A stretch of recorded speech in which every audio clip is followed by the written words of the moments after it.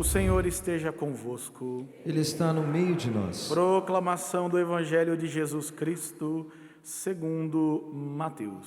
Glória a vós, Senhor. Naquela hora, os discípulos aproximaram-se de Jesus e perguntaram: Quem é o maior no reino dos céus? Jesus chamou uma criança, colocou-a no meio deles e disse: Em verdade vos digo, se não vos converterdes e não vos tornardes como crianças, não entrareis no reino dos céus. Quem se faz pequeno como esta criança, esse é o maior no reino dos céus. E quem recebe em meu nome uma criança como esta, é a mim que recebe. Não desprezeis nenhum desses pequeninos, pois eu vos digo que os seus anjos nos céus veem sem cessar a face do meu Pai que está nos céus. Palavra da salvação. Glória a vós, Senhor.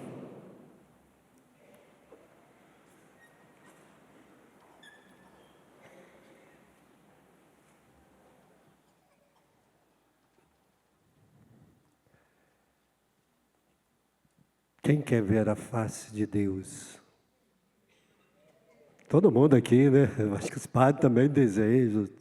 Todos nós desejamos. Você quer ir, né, Ironi, para o céu, né? Todos nós queremos ir para o céu. Mas nós temos que saber que o céu já está pronto para nós. Deus já deixou o céu pronto, a porta está aberta, tudo certinho. Olha, a parte de Deus já está pronto. Os anjos de Deus estão nos esperando para a gente levar a gente para o céu. Está tudo, olha, já lá. Já tem uma multidão de gente no céu já. Né? No inferno eu não sei, porque eu nunca fui no inferno. Mas no céu eu tenho certeza que tem muita gente. Porque está escrito lá no Apocalipse de São João que é uma multidão incontável de todos os povos, raças e línguas que estão no céu.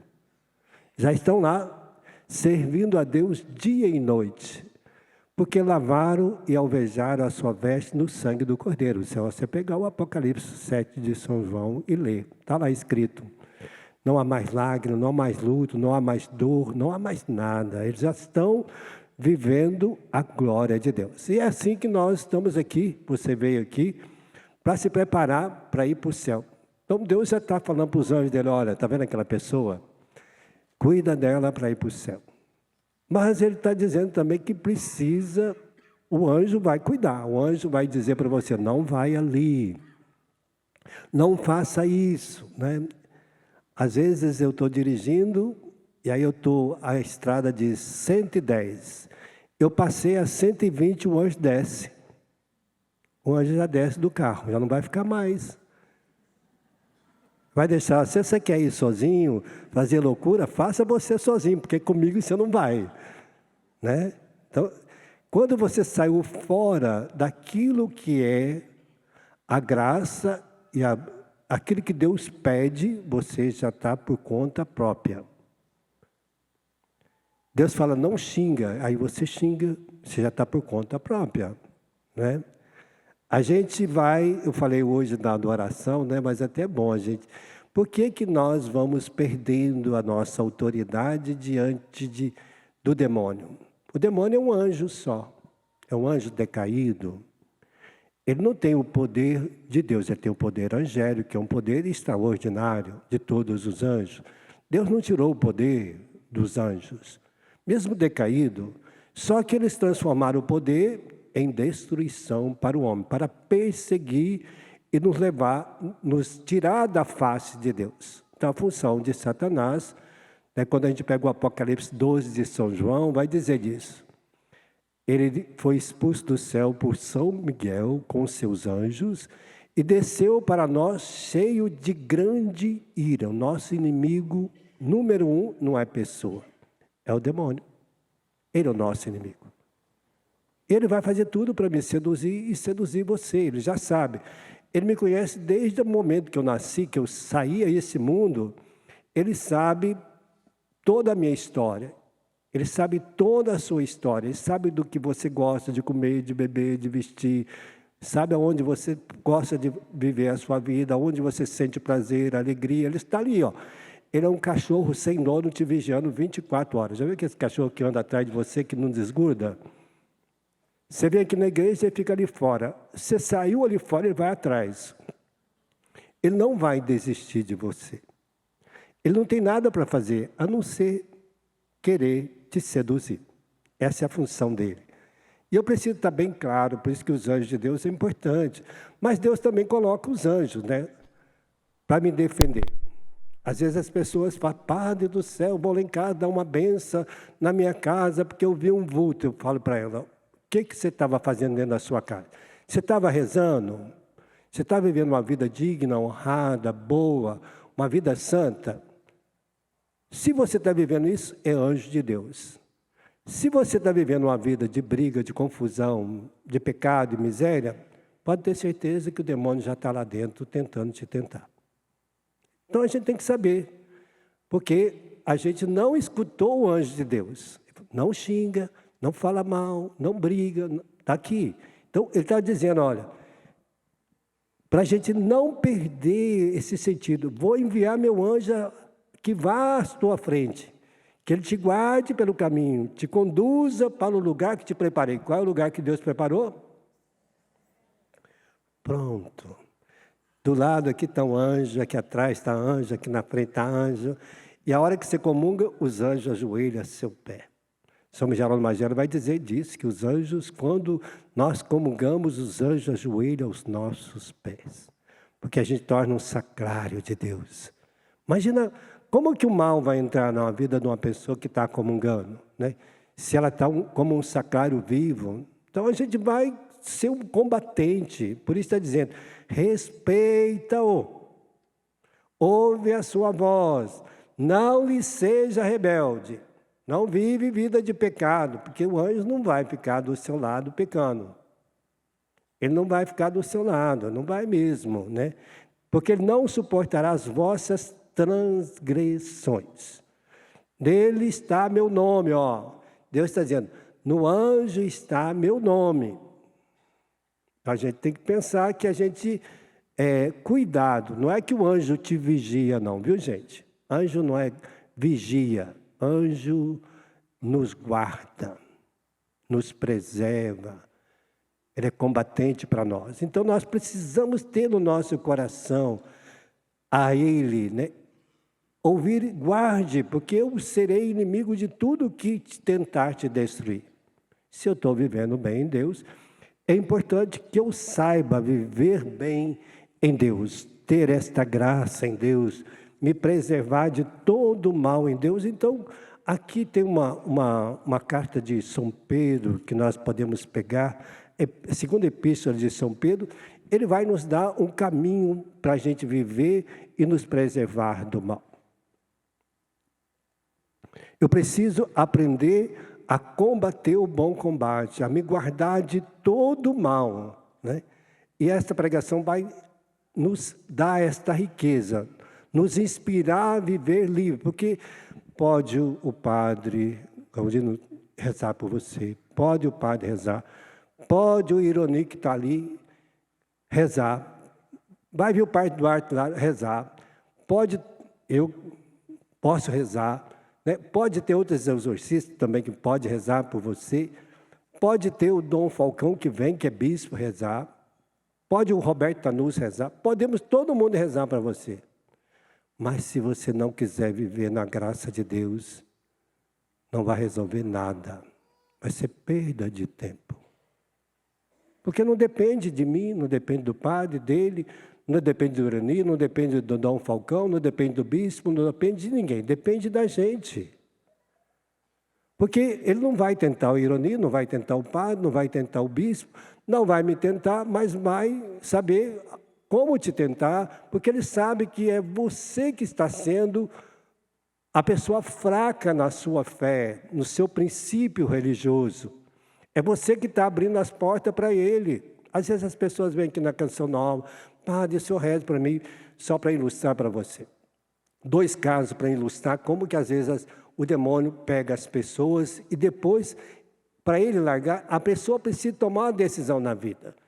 Primeiro, uma menina que ela veio a primeira vez e a mãe dela, quando ela era criança, a mãe trabalhava no ocultismo, a mãe fez consagração dela do sangue, dava sangue para ela consagrado e ela comia aquele sangue consagrado. Então, quando ela começou a ficar maior, ela começou a ter infestações, manifestações, né? E ela veio para rezar, o padre rezou, fez tudo, a libertou e deu para ela o seguinte conselho: a partir de agora você não pode mais beber e nem comer carne com sangue. E ela ficou 5 anos sem comer carne com sangue e sem beber. Depois de 5 anos, ela começou a comer carne com sangue e a beber. O que aconteceu? Voltou tudo de novo. Todo o mal voltou para a vida dela. Porque ele esperava a oportunidade para que ela voltasse a comer o sangue, que ela sabia que aquele sangue era um sangue que tinha sido a sua consagração. E a bebida, quando ela bebia, ela fica frágil. A pessoa perde a sua consciência, a sua retidão, perde a sua razão. Então ela fica uma pessoa fácil para ser possuída pelo mal, ser aliciada pelo mal. Às vezes a bebida é um caminho sem volta. Então, esse é o primeiro caso. A pessoa voltou para a vida que ela não podia. E ele começou de novo a possuir aquela pessoa. A outra era uma menina que o pai, quando ela tinha uns 14, 15 anos, o pai dela também mexia com o ocultismo, fez uma consagração do seu genital, da parte sexual dela, para ela ser a mulher mais sedutora, mais bonita e ter uma vida rica, uma vida poderosa. Então, quando ela chegou a certa idade, ela era uma menina muito bonita. Só que ela começou a ter uma vida afetiva sexual com o namorado. E quando ela começou a ser possuída pelo mal. Então ela vinha na Canção Nova, eu rezava, falava para ela: olha, não, você não pode ter relação sexual enquanto você for solteira, só depois de casada. Aí passava 6 meses, 7 meses, ela tinha relação com o namorado, voltava a ter a opressão maligna novamente. Aí passava, eu falei para ela: olha, não adianta eu ficar rezando e você não tomar a decisão de mudar de vida. Você precisa mudar de vida. Então, aí ela tomou a decisão, ela já estava com 19 anos, quase 20 anos, e ela parou. Ela foi embora, foi estudar, foi fazer faculdade, deixou de viver uma vida sexual. Hoje ela é casada, e depois disso ela parou. Depois disso ela casou, hoje tem uma família. E não tem nenhum problema, porque ela teve que fazer com que aquela situação não mais fosse uma brecha para ele.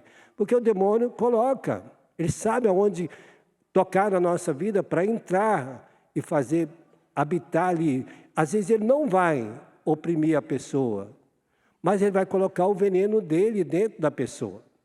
Que é o pior, porque o pior demônio é esse, que ele faz a gente fazer coisas erradas, sem estar possuindo a pessoa. Então, os piores pecados que a gente tem são os da carne. Porque ele não tem como expulsar um vício da bebida. Não tem como eu expulsar o vício da bebida. Ele precisa de um tratamento.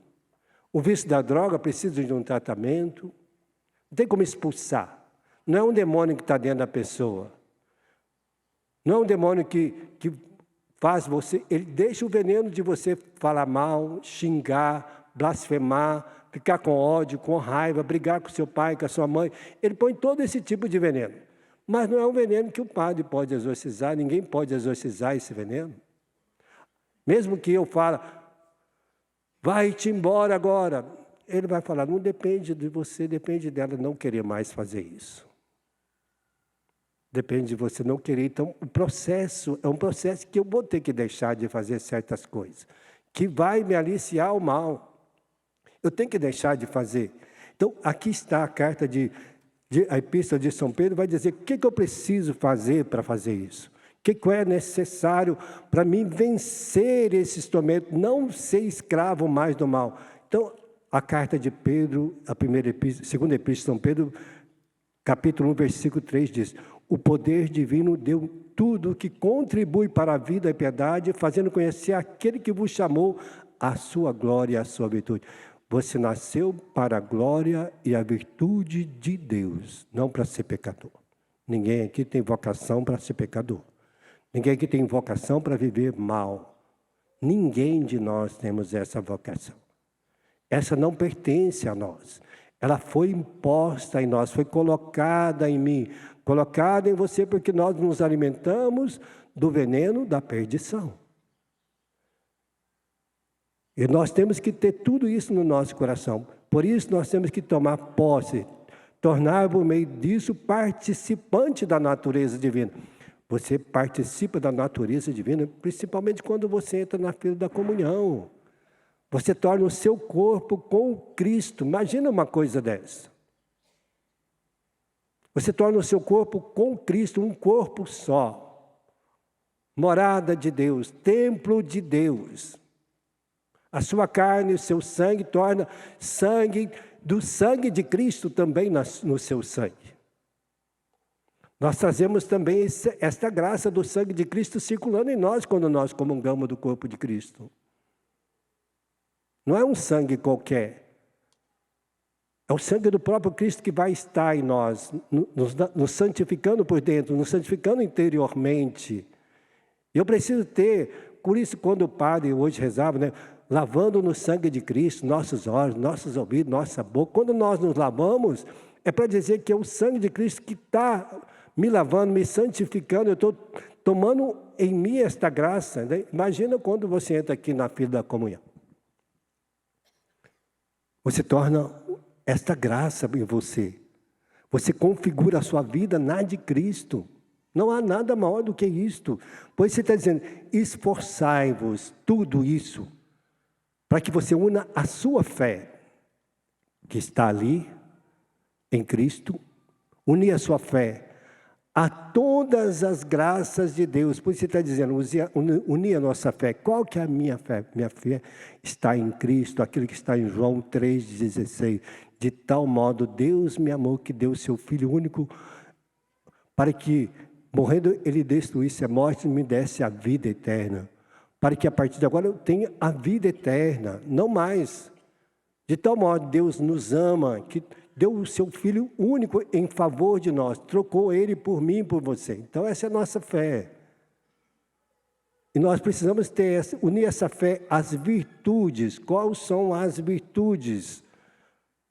Primeiro as três fés, a fé, esperança e a caridade, ou o amor, que você pode chamar. E nós temos que ter essas três alegrias da fé e esperança, porque elas são o rastro de Deus em nós vamos nos revestir dela.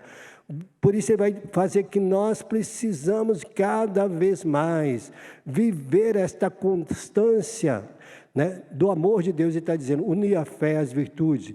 A virtude, a ciência. Vou estudar, vou me formar, a ciência de Deus. Saber que tudo que Deus me dá me contribui para um bem maior. Deus fez tudo para que eu fosse feliz, para que eu vivesse bem a minha vida, para que eu fosse o seu filho amado, a sua filha amada. Deus me dá a graça da ciência de me fazer compreender que tudo Deus fez para que eu fosse livre de todo mal. Esta ciência, também estudar, formar, né? Também usar a temperança, que é um dom do Espírito Santo. Usar a temperança, eu sou um homem temperado por Deus. Eu sei aonde eu posso ir, aonde eu não posso. Eu sei enfrentar as dificuldades, eu sei enfrentar as doenças, eu sei enfrentar as calúnias, eu sei enfrentar a difamação, eu sei enfrentar as contrariedades do mundo. A temperança é para isso. Ele que vai te dar consolação. Ele que vai te capacitar para você ser consolado em Deus. A temperança tem o dom da consolação. Nós precisamos ter essa graça, está dizendo. Por isso a temperança, a paciência.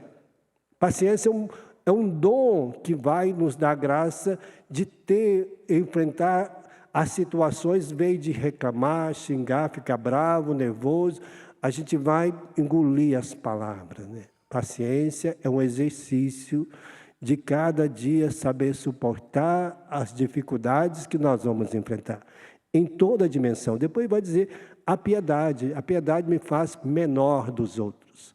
Por que eu brigo? Por que eu xingo? Por que eu fico nervoso? Porque eu não tenho piedade.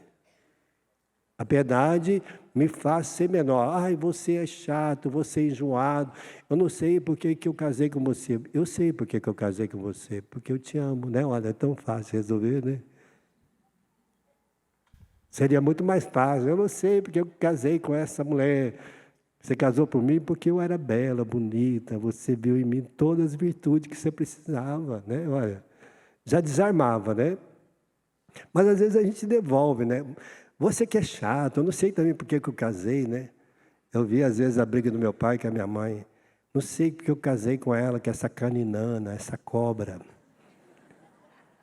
A minha mãe falou também, eu não sei porque eu casei com você, porque você é um burro de marca maior. Aí eu falei, casou duas pessoas, uma cobra com um burro. Não é assim que a gente vai fazendo as coisas, né? Porque a gente acha que tem que devolver. A piedade não me faz isso. Nós vamos ver um exemplo muito lindo da piedade quando aquela mulher é pega em adultério, né? As pessoas julgou os pés de Jesus. O que Jesus faz? Agacha. Jesus faz isso. Se coloca na mesma altura dela. Jesus não ficou de cima, não. Jesus abaixou e perguntou para ela, alguém te condenou? Não, Senhor, ninguém me condenou. Eu também não te condeno. Vai e não peques mais. Olha que coisa linda, né? Piedade. Ai, você é chata, me perdoa, porque eu não sabia que eu era chata. Ai, você é ignorante, eu não sabia que eu era ignorante. Você é isso, eu não sei, eu casei com um homem tão feio igual você. Tem gente que é cega mesmo. Então nós podemos transformar. Nós temos que saber que nós, cristãos, somos especialistas em transformar as coisas ruins em boas. Quem está em Deus transforma. Por isso está as virtudes aqui. Ele está dizendo dessas virtudes que é preciso que eu trabalhe no meu coração. Isso é para derrotar o mal. Ele quer que você fique nervoso, quer que você fique irritado, quer que você brigue. Ele quer arrumar confusão, ele quer pôr inimizade entre nós, entre você e seus filhos, quer pôr inimizade entre nós, padres, entre eu e eles, entre eu e a música, porque essa música não pode, eu não sei, né? Não podia cantar uma música melhor, mas canta essa música, e aí a gente fica brigando com a música, briga com o leitor, briga com os padres, porque o padre da minha paróquia, aí fica brigando. Bem de aproveitar, né, da graça de Deus. Eu tinha um padre da minha paróquia que ele era alcoólatra. E um dia, nós estávamos lá rezando, eu era do grupo de oração, e tinha uma mulher que teve uma manifestação. E a gente não conseguiu mandar embora aquele, eu era leigo também, não conseguimos expulsar o mal. E aí nós fomos lá na casa paroquial buscar o padre. E o padre era alcoólatra. Aí o padre estava, chapado. Aí eu falei para um amigo meu assim, vamos fazer o seguinte, ele chapado, mas ele é padre, não é assim? Ele bêbado, ele é padre. Aí eu pus a mão dele no meu ombro, meu amigo pôs a mão dele no outro e nós viemos com o padre. Chegamos lá na igreja, o padre estava alcoolizado.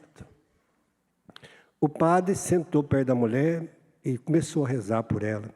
E aí o demônio disse para ela, eu te uso. Ele falou, não, você não me usa. Você está embriagado. Ele falou, isso aqui é doença. Alcoolismo é doença, não é por causa do demônio que eu estou bebendo. Eu estou bebendo por causa de uma doença que eu tenho, que é alcoolismo.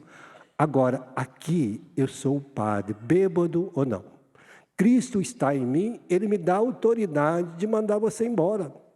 E que você vai embora agora em nome de Jesus, porque aqui quem manda é Jesus, não é você.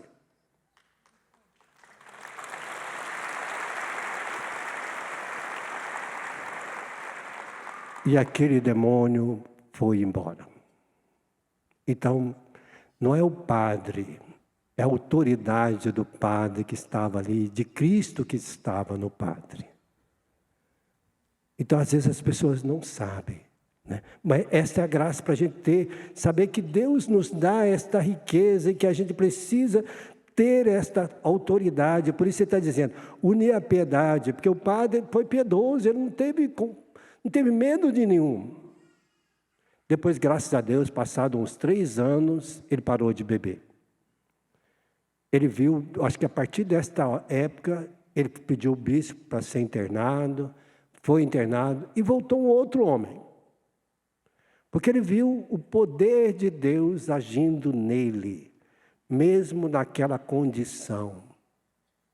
Ele viu a autoridade de Deus sobre a sua vida. Então, por isso é importante que a gente saiba que nós, como cristãos, temos essa autoridade de mandar embora da nossa vida, de rezar pela nossa casa, pela nossa família, de ter autoridade, de falar que aqui na minha casa quem manda é Deus, aqui quem manda na minha vida é o Senhor. Mesmo que eu tenha dificuldade, às vezes, do pecado, às vezes aquele pecado que eu caio, eu sempre falo para o Senhor, lava-me com teu sangue, me liberta, me dê a graça. Eu sempre contei hoje, estava falando da bebida, né? Que eu parei de beber em 86. Mas a vontade de beber está todo dia na minha vida. Todo dia eu tenho vontade de beber. Todo dia. Eu levanto, vou chegando a uma certa hora, porque é assim, tem uma hora que chega, que vai dando aquela vontade, porque eu acho que vai dando 5h30, 6 horas. Era a hora que eu saía para beber, mais ou menos. Aquela hora, meu Deus do céu. Graças a Deus que eu moro aqui dentro, né? Porque senão eu já pegava o caminho do bar, né? Porque, gente, é vontade. Você pensa que não tem, a boca enche d'água quando eu passo lá e vejo aquela maldita garrafa. Capeta tem sabor também. Né? A gente pensa que não tem, mas tem. Tem um sabor mórbido, né? Tem um sabor, tem um prazer mórbido, né? Mas tem prazer. A droga tem prazer para aquela pessoa. O álcool tem prazer para aquela pessoa. Aquelas coisas têm prazer para nós, às vezes, que a gente não percebe, mas tem.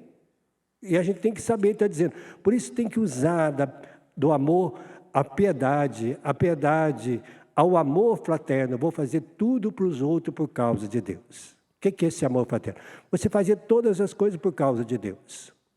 Todas as coisas por causa de Deus. Tudo que eu faço é por causa de Deus. Vou ali embaixo é por causa de Deus, vou comprar por causa de Deus, vou trabalhar por causa de Deus, vou cuidar da minha família por causa de Deus, porque o que está reservado para mim é a glória de Deus. Então, eu vou trabalhar por causa de Deus, né? Então, nós precisamos, por isso é importante este amor fraterno, que tudo que você fizer para o teu marido, faça pensando que você vai levar ele para o céu e que você vai ser santificado através da vida dele, né? Eu lembro quando meu pai foi embora de casa, eu falei, graças a Deus agora, acabou a briga aqui em casa, acabou a confusão, a minha mãe agora não vai sofrer mais. Aí eu pensei, né? A gente pensa assim, não é? Agora acabou os problemas aqui de casa. Aí a minha mãe ficou com depressão, estava acostumada a sofrer, né? Gente, a gente acostuma até com sofrimento. Eu falei, agora acabou os problemas aqui de casa. Que a minha mãe ficou uns 4, 5 anos com depressão. Mãe, por que você está com depressão? Ah, eu não sei como é que está seu pai. Será que ele está sofrendo? Eu falei, nossa senhora, não é possível. Fez a vida inteira a minha mãe sofrer, agora está sofrendo por causa dele, foi embora. O amor é assim, né? A gente sofre mesmo que a gente sofra por causa do outro que te fez mal. Está vendo como é que é o amor de Deus? Às vezes é difícil a gente compreender o amor de Deus, né? E aí minha mãe depois foi curada, porque um dia eu cheguei lá e falei para ela, mãe, só tem 8 filhos, só está sofrendo por meu pai que não está nem aí para a senhora. A senhora está feia, mal arrumada, acabou, não arruma o cabelo, não arruma a unha. Está parecendo uma mulher que meu pai se vê para a senhora e fala, graças a Deus que eu separei dela. Aí minha mãe resolveu ficar bonita de novo, né? Então, depois que minha mãe resolveu ficar bonita, você acredita que meu pai ligou querendo voltar com ela? Aí nós não deixamos, não. Agora não. Chega! Então, está vendo como é que é a vida, né? Deus é capaz de nos restaurar, nos devolver toda a beleza que a gente gasta com os outros. É isso que Deus quer fazer com você. Te devolver toda a alegria que você já gastou com o seu marido, com a sua esposa, com seus filhos, com as pessoas. Deus quer te dar a alegria do céu para que você possa gastar ela mais. Posso te dar a piedade, posso te dar a fortaleza, posso te dar as virtudes, a temperança. Deus pode te dar paciência, pode te dar o amor fraterno. Deus pode te encher de todas essas coisas. É preciso que você queira viver, porque é assim que a gente expulsa o demônio. E eu sempre estou escrevendo um livro, que aí agora vou dizer 7 coisas para você manter a sua vida longe do mal. Primeira coisa, confissão. Tá bom, gente? Como é que eu vou me manter uma vida diante de Deus? O maior exorcismo para nós é confissão. Pronto, eu vou me confessar, eu vou começar uma vida nova. Não precisa ter pressa, eu gastei 2 anos para confessar todos os meus pecados, porque eu era um homem santo. Eu fiquei até os 27 anos, 26 anos sem confessar. Depois, quando eu resolvi, eu fui lá, gastei 2 anos para gastar tudo que eu tinha. Porque eu fui confessando lentamente, devagar. Não fui tendo pressa, não. Eu fui me convertendo e fui confessando. Fui me convertendo e fui confessando. E aí eu fui tomando. Por quê? Pessoas iam no grupo de oração, rezava, ia à missa, participava. Às vezes eu ia à missa, não comungava, porque eu não me achava digno. Então, eu achava que eu era pecador. Até eu conto, porque um dia eu ia muito no grupo de oração na segunda-feira, e eu confessava na segunda. E aí tinha um pecado de estimação que eu tinha, né? Que é o pecado da masturbação, que é difícil para todo mundo parar. E aí eu fui lá confessar com o padre, e contei para o padre. Ele falou, quantas vezes você já confessou isso? Eu falei, confessei segunda-feira passada. Vai embora, seu safado, sem vergonha. O padre me levantou, pôs para fora do confessionário. Eu falei, o que é isso? Eu vim cá confessar. Vai ficar 1 mês sem comungar, para você criar vergonha na sua cara. A hora que você for entrar na fila da comunhão, lembre que você não está comungando por causa de Jesus. Aí eu comecei na missa e não comungava. Aí eu lembrava por que eu não estava comungando. Por causa do meu pecado. Aí eu criei vergonha na cara, parei. Aí passado 1 mês eu voltei lá. Cheguei o padre lá, esse padre era bravo demais. Mas um padre maravilhoso. Bravo porque me ajudou muito, né? Porque senão eu ia continuar sem vergonha do mesmo jeito. Aí me ajudou a mudar. E aí o padre, contei para o padre, falou, quanto tempo faz? Eu falei, padre, já faz 1 mês que eu vim aqui e eu decidi não mais fazer isso. Aí me deu a absolvição, me deu a penitência e pronto. A gente vence o pecado assim, né? Quando a gente toma a decisão. Segunda coisa, participar da missa, né? Não há como a gente manter uma vida sem confissão, sem missa, não há. Aí quantas vezes eu devo ir à missa? No mínimo, todo domingo eu tenho que ir à missa e nos dias de solenidade, se eu puder, eu vou à missa. Eu comecei, para mim mudar de vida, eu comecei a ir à missa todo dia. Todo dia eu ia à missa, todo dia. E no final de semana, como eu bebia, eu tinha que me trancar num lugar para não beber. Então eu ficava ali rezando e comungando, pedindo a graça para vencer aquilo. Então a missa era a perfeição da graça de tornar em Cristo uma força sobrenatural sobre mim, para me vencer os meus pecados, as minhas misérias. Porque o demônio quer isso, não quer você rezando, não quer você levantava cedo, ia para o meu trabalho rezando para o meu patrão, rezando pelo meu emprego, rezando pelo meu salário, eu rezava por tudo. Eu comecei a aprender a rezar por tudo que eu tenho. Comecei a consagrar minha casa, comecei a consagrar tudo que eu tinha a Deus. Eu fui começando a ser um homem de oração para mim mesmo. Aprendendo a vencer o mal todo dia. Vinha pensamento, Senhor, lava com teu sangue. Não deixe essas coisas tomar conta da minha vida. Então, uma vida de oração. Você tem 150 salmos, você levanta cedo, pode pegar um salmo. Você tem a liturgia das horas para você fazer. Você tem a liturgia diária para você ler a palavra de Deus. Você pode revestir da graça de Deus todo dia. Porque como é que você vai combater o mal sem rezar? Como é que você vai expulsar o demônio da sua casa sem oração, da sua vida sem oração? Não existe. Não é os outros que têm que rezar para mim, não. Eu que tenho que rezar. Os outros podem ajudar no combate, a comunidade me ajuda, mas é eu que tenho que ser a ponta de lança também da minha vida. Não posso ficar assim. Então, a vida de oração, ler a palavra de Deus. Gente, você pode pegar um capítulo do Evangelho, 28 dias você vai ler Mateus, 16 João, e assim vai. 19 depois, você vai pegando cada um e vai lendo. 21 está o Evangelho de João. Então, a gente vai pegando cada um desses, lendo. Em menos de 3 meses, 4 meses, você já leu todos os 4 Evangelhos. Menos de 4 meses. Você já leu os 4 Evangelhos. Você já está mais por dentro, já está mais íntimo de Jesus, mais íntimo de Deus. Lê o Salmo, com dificuldade, levantei hoje, a coisa está pegando fogo lá em casa, a tribulação está batendo na minha porta, as coisas estão difíceis lá no meu emprego. Vou pegar um Salmo. Gente, o Salmo tem resposta para tudo na nossa vida. Para todo o combate de oração, 150 salmos. Para você rezar, para você ler, para você mergulhar na sua vida. Que você possa viver uma riqueza inesgotável. Se você quer saber como viver a igreja, você tem um eclesiástico, ser igreja no dia de hoje, na sua casa, na sua família, no seu trabalho. Quero sabedoria, vou lá no livro da sabedoria. Quero palavras curtas para animar meu dia de hoje, uma palavra de inspiração, vou lá nos provérbios. E tem toda a riqueza. Mas é eu que tenho que buscar a vida de oração, por isso está lendo, ler a palavra de Deus. Se está difícil, como eu fiquei para vencer todo o mal da minha vida, na minha bebida, na minha sexualidade, na minha afetividade, nas palavras, no tratamento com as pessoas. Primeira coisa foi jejum, gente. Jejuei, viu? Primeiro, jejuei bastante. Depois eu fiz abstinência de carne por 33 anos. Comecei com 10 anos de cara, sem comer carne. 10 anos. Eu entrei no seminário e falei, a partir de hoje eu não como carne, em virtude da minha vida sacerdotal. Em ser um homem de Deus, para mim trabalhar a minha vida e dedicar a minha vida a Deus. Então, comecei com 10 anos.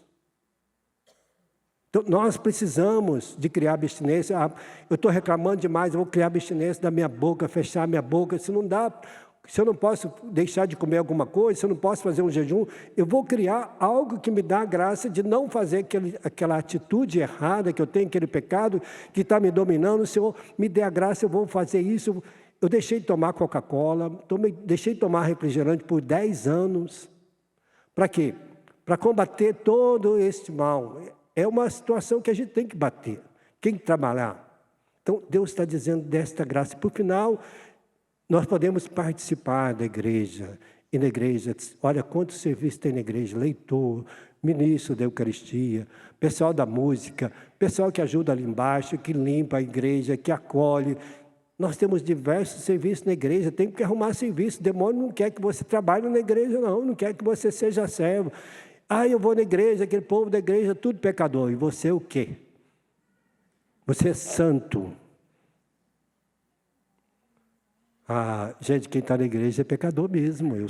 Nós estamos aqui para cuidar dos pecadores. Aqui Jesus diz, eu vim chamar os pecadores, não vim chamar santos. Você sabe onde você vai encontrar santo?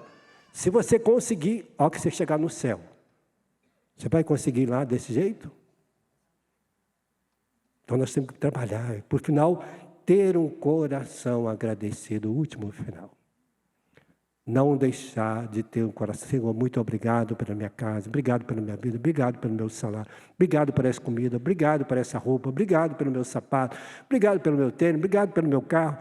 Ter um coração agradecido. Nós precisamos de um coração agradecido. O demônio não gosta que você tenha um coração agradecido. E hoje Deus trouxe para você esse coração agradecido. Ter assim. E também, se você está faltando algum sacramento, tem que fazer, viu, gente? Você já leu o sacramento da igreja no catecismo? Não. Leia, gente. Leia o catecismo, você vê como é que é o sacramento, você vai ficar encantada. Você vai querer fazer todos os sacramentos na sua vida. Alguns já têm, alguns já, né? Batismo já tem, a primeira Eucaristia. Alguns fizeram crisma, outros não. Outros nem fizeram crisma, né? Outros casaram, já tem também o matrimônio, unção dos enfermos, a confissão, que é a reconciliação, né? Então, vamos fechar os nossos olhos, nós precisamos estar mergulhados em Deus. E Deus te trouxe aqui para começar uma nova vida. E vai fechando teus olhos, e vai dizendo, Senhor, eu preciso ser este homem novo. O Senhor me trouxe aqui para começar esta vida nova, e o tempo é agora, o tempo urge a necessidade de um homem novo, de uma mulher nova, de ter uma vida nova em Cristo. Nós precisamos nos santificar. Hoje a palavra de Deus nos disse disso, que nós precisamos nos revestir das armaduras de Deus, de tudo aquilo que Deus tem para nós. Ele disse da virtude, da fé, esperança e da caridade, da justiça, da fortaleza, da prudência, da temperança. Deus quer a gente temperado. Deus nos quer com paciência, que Deus possa abastecer o nosso coração com a paciência, com a piedade. Com a piedade, este amor fraterno de Deus possa nos fortalecer diante de todos os embates. Deste amor fraterno, o amor ágape, o amor que tudo suporta, tudo crê, tudo espera. Que o Senhor possa ir santificando todo o nosso interior, de tudo aquilo que nós trouxemos da nossa vida até agora, que nós viemos arrastando, miséria atrás de miséria, pecado atrás de pecado, tristeza atrás de tristeza, confusão atrás de confusão, guerra em vez de paz, né? Fizemos tantas guerras, tantas divisões entre nós, e que Deus hoje possa, quando você chegar em casa, quando eu cheguei em casa para me começar a vida nova, eu disse para o meu pai, para minha mãe, me reconciliei, pedi perdão para minha mãe, pedi perdão para minhas irmãs, pedi perdão para todo mundo, porque o perdão é a fonte de graça, é a fonte de libertação. Ninguém é curado, ninguém é libertado do mal sem o perdão.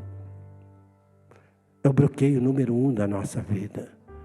O ressentimento, a mentira, não deixa a gente ser liberto, não. Mas Deus nos trouxe aqui para nos libertar das mentiras deste mundo, das mágoas deste mundo, dos ressentimentos deste mundo. Lava-nos com teu sangue, Senhor. Enche-nos com teu Espírito Santo. Diante dessa graça, vamos preparar, já colocando a nossa vida no altar de Deus, pedindo a Ele a graça para que a gente possa viver esta vida nova nesses dias. Tudo está preparado para você. Deus já preparou um acampamento inteiro para você. Para você sair daqui um homem novo, uma mulher nova, santificado no sangue redentor de Jesus, cheio do Espírito Santo. Assim como as mulheres toda virtuosa, com as virtudes da Virgem Maria. Você como filho, com as virtudes de Jesus dentro de você, te borbulhando de alegria. Você como pai, como mãe, que Deus te dê a graça hoje, para que você possa voltar a ser este homem novo. Amém?